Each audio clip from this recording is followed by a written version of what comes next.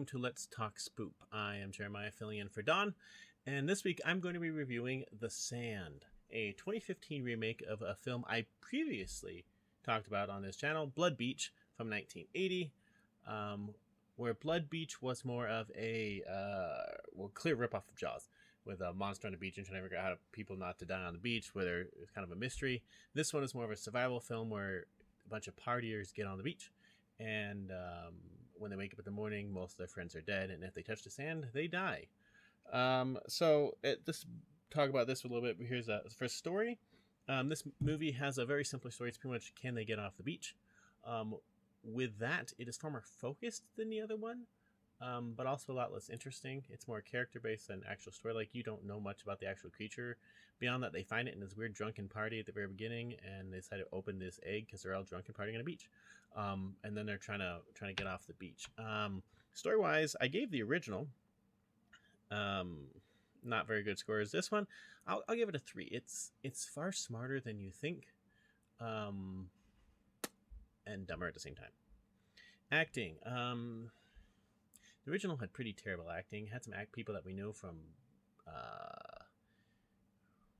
Rocky and so on. This one, the actors, I don't really know any of them, but I do think they're all okay. They all do the job. They scream well. They die well. But no one really stands out. I don't know anyone. I'd get this one. The acting's fine. It's a 3. Fine acting. Music. Music exists. It doesn't detract. It doesn't stand out. It's just kind of there. And it has very synthy and kind of cheap score. I'll do a 2 out of 5 for music. Atmosphere. The thing about this one is you aren't supposed to touch the sand. And you also find out these little tendrils that come out of the sand. If they touch you, you also get poisoned. So that was a nice little one. The other one had like sinkholes that you'd sink through. But it really wasn't scary.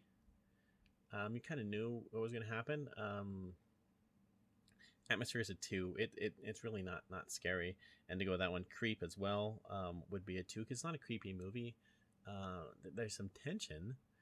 But even some of the stuff they use, like they put wood on the sand and be able to walk on it, it's kind of inconsistent with what the thing does with the wood or not. But it's better than the previous one. Look, one thing this movie definitely has over the original was an ugly movie. Even for the 80s, it was ugly, and it's free on YouTube. You can watch it even uglier there. This one at least is prettier. The cast is prettier. The look is prettier. The images are cleaner. The gore is there. The CG's not good, but I think I prefer the CG to the weird monster we had before, where I had no idea what the heck was even happening. This is like I'd say better than Sharknado CG, but something along the lines of that. It's not good, but it's used to better effect. They don't try to go beyond their reach. So the look is definitely significantly better than the original one. And since I'm going to judge it against the original one, I'll go with 3.5 out of 5. So that means we have story at a 3, acting at a 3, music at a 2, atmosphere at a 2, creep at a 2, and look at a 3.5, which gives us a final score of 3.1 out of 5 for The Sand.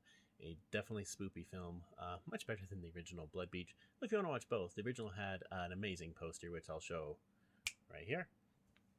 And you can watch this on Tubi TV. Free on Tubi TV. So 3.1 out of 5 for The Sand, the 2015 remake of Blood Beach.